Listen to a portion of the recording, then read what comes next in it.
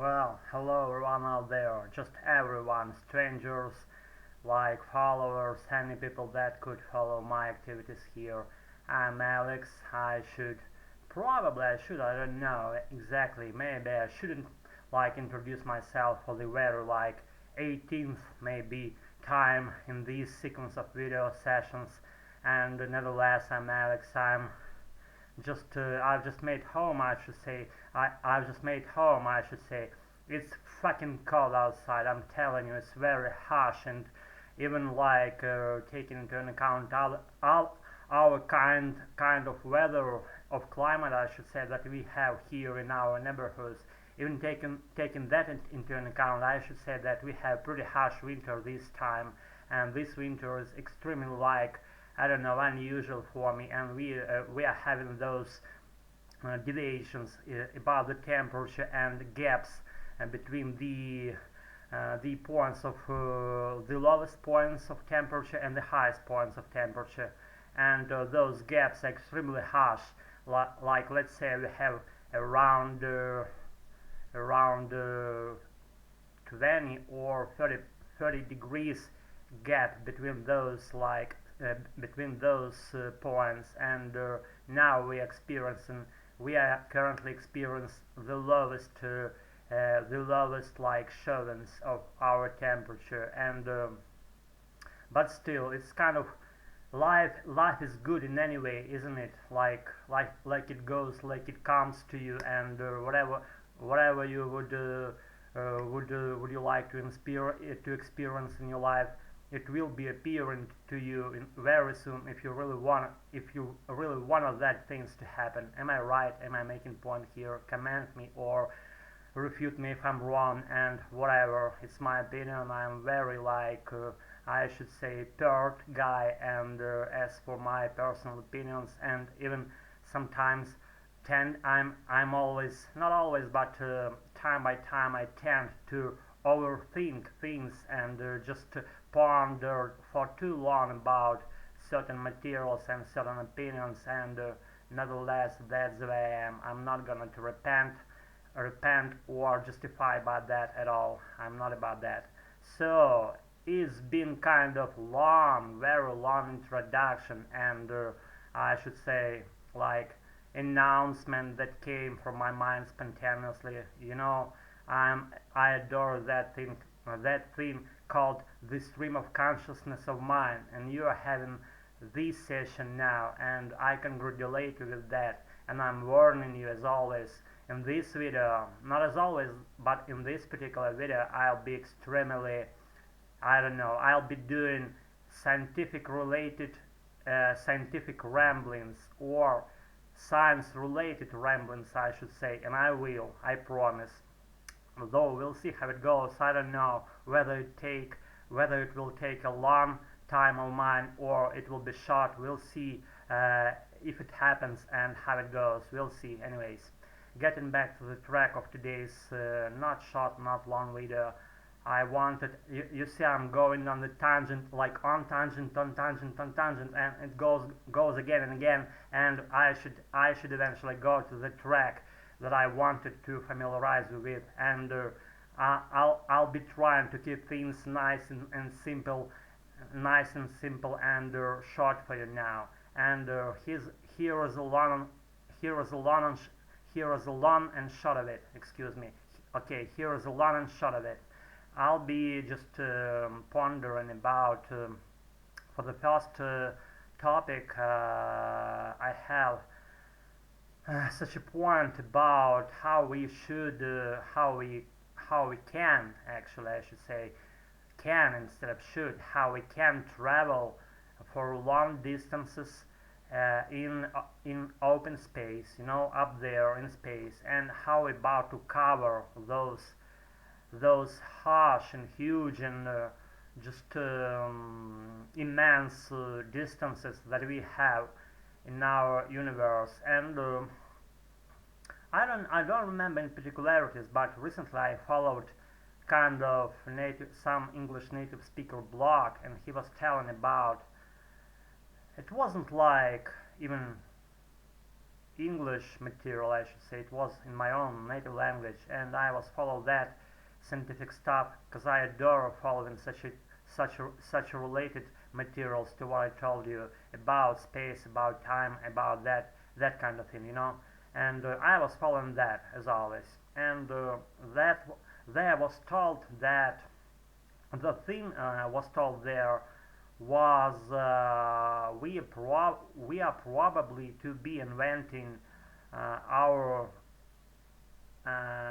engines of our future, and those engines or I should say driving forces maybe, or whatever you would call it, just an engine. Just imagine the spacecraft and the new engine inside it, and that engine is about to be able to move that spacecraft with the speed that's pretty close to light speed. Excuse me, light speed. And as for light speed itself, I should say that in my eyes, at least, I don't see any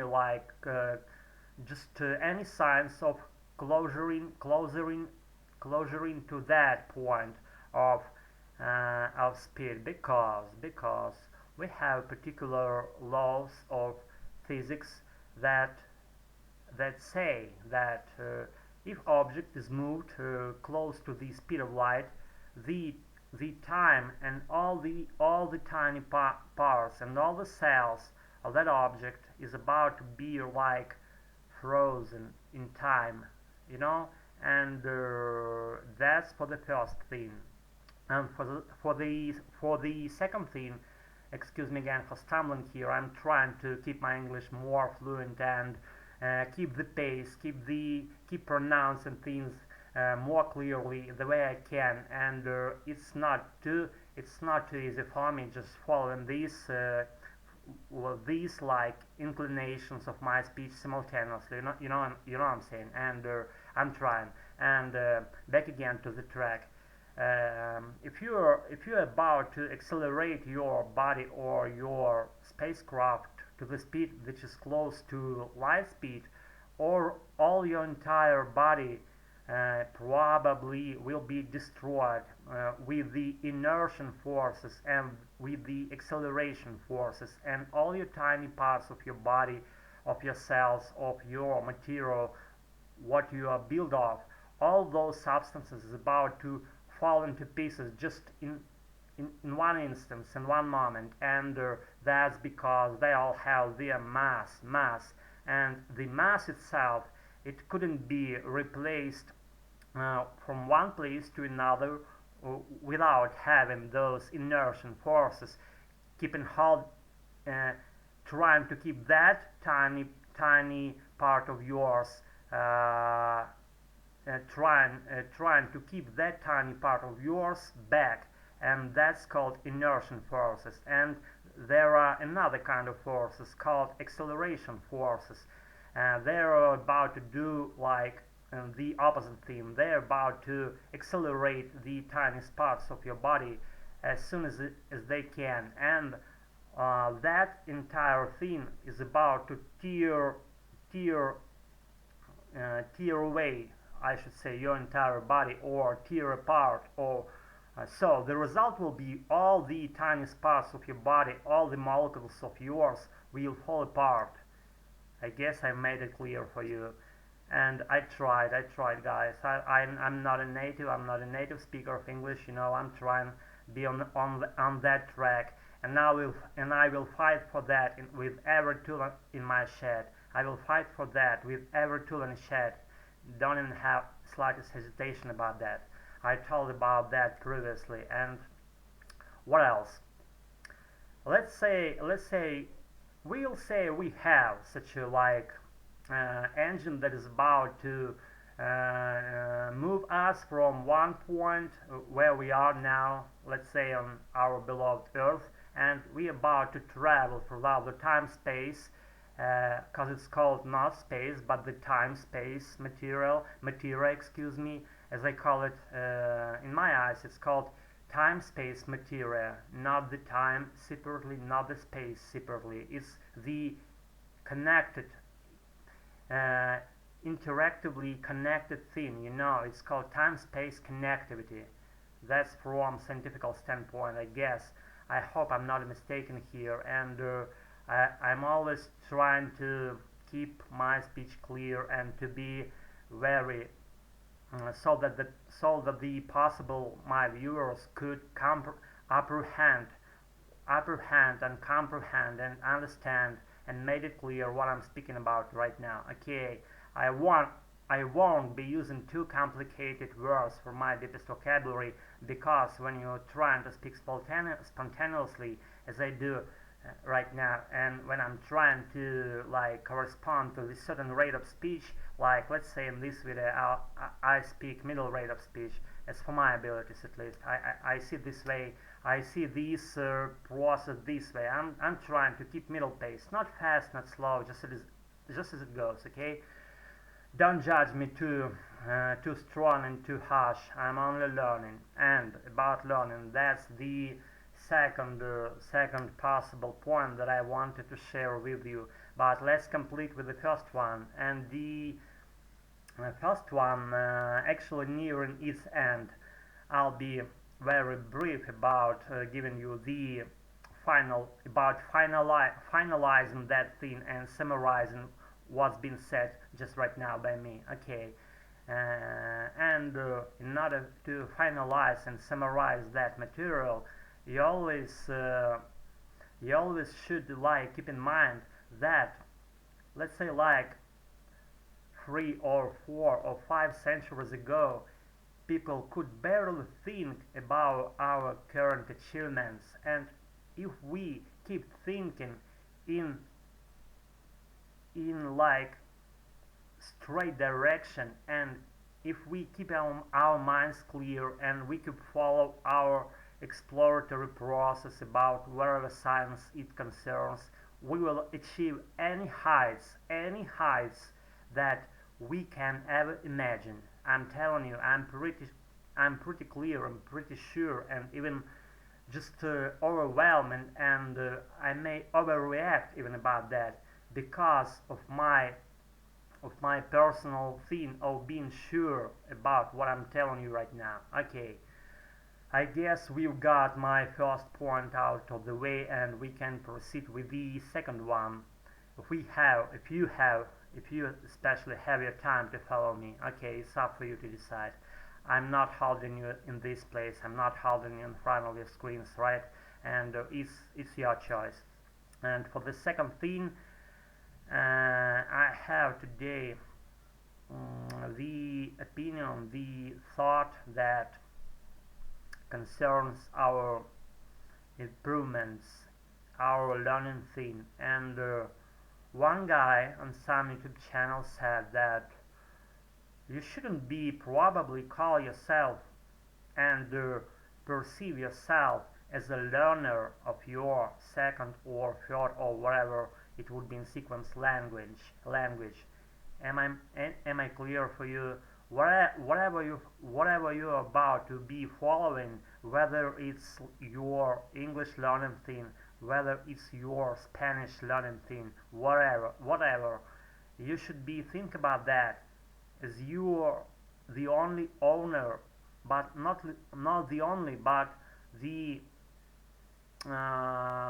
owner who has all full and vast rights to use that language the way you want, and anytime you want, and shape that language of yours, rule that language of yours, direct the language of yours, and be able to use it confidently without thinking, and use all the grammar, all the rules you know automatically without thinking.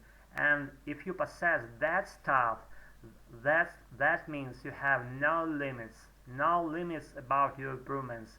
As soon as you realize that you are the only person who is about to expand the size of your imagination, of your own physical and mental abilities, then you will come to understanding that you're the greatest mind ever, and only you is about to fulfill your own, even most unbelievable wishes.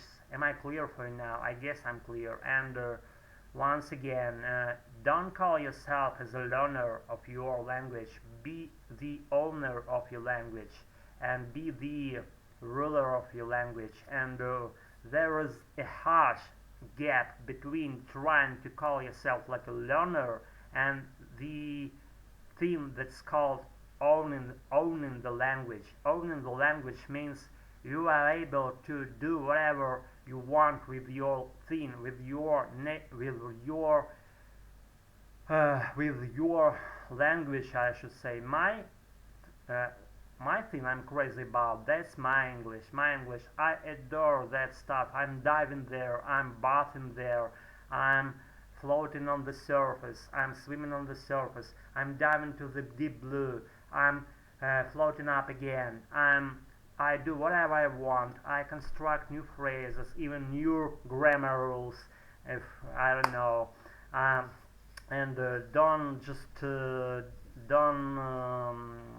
don't get me wrong, I'm trying to follow in all the standard and most appropriate rules of English language, and but the most significant and more crucial thing for me, not to follow on the rules, not to stumble at any given sentence, at any phrase, and trying to pick up in my mind what I should say for the next thing, what I shouldn't say, how to say that correctly from the standpoint of grammar.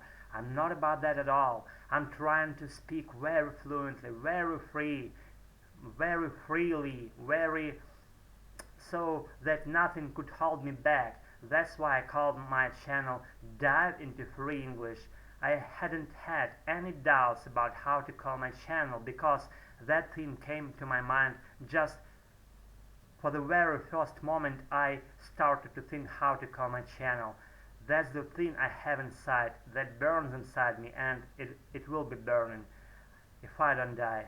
I hope I won't die, and I will be following my own improvement process, my exploratory process about my thing of learning my beloved English.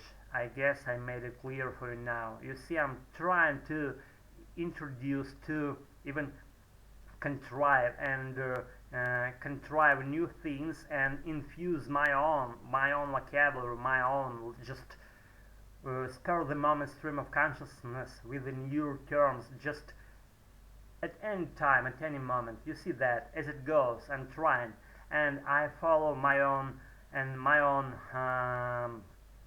way of learning and my approach. What I'm about to, what I told you previously. Excuse me. My approach to English is very simple. There is no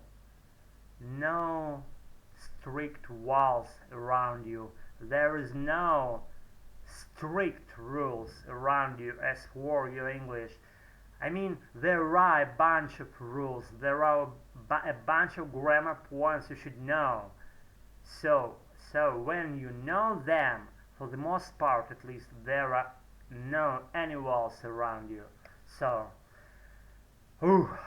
guys, that's been cool to see you again and to chat with you for a little longer while and to be in the picture of my self-speaking process, I should say. You see, I have no people around me to speak English right now, and I'm the only person now whom I speak to, except of you, of course, and that goes without the saying. You are my adorable followers. You're my brilliant viewers. Keep following my tracks if you want, and be in shape in every meaning of that word. I wish you only good. So that's it for tonight. Keep in touch, and whatever happens, be cheerful and effervescent. That's it. See you all. Bye, guys.